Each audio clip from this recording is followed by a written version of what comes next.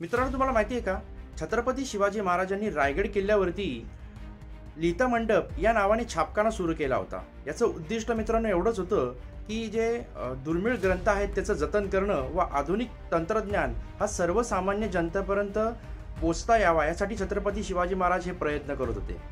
इसवी सन 1670 मध्ये छत्रपती शिवाजी महाराज जेव्हा सुरतला गेले होते मित्रांनो, त्यावेळेला तिथला जो व्यापारी होता भीमजी पारेख याच्याकडून छत्रपती शिवाजी महाराजांनी हा लिहिता मंडप घेतला होता.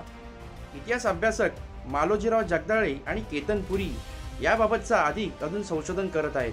त्यावेळेला भीमजी पारेख यांनी प्रिंटिंग प्रेस म्हणजे छपाई करण्याचा हा व्यवसाय नवीन सुरू केला होता. H.J. ब्रूस यांनी एक लेख प्रसिद्ध केला आहे. त्यात त्यांनी असं म्हटलेलं आहे की भीमजी पारेख यांच्याकडून छत्रपती शिवाजी महाराजांनी हा छपाई करण्याची प्रेस जेव्हा घेतली त्यावेळेला छत्रपती शिवाजी महाराजांना काही मराठी पुस्तकं असतील, काही दस्तावेज असतील हे छापायचे होते.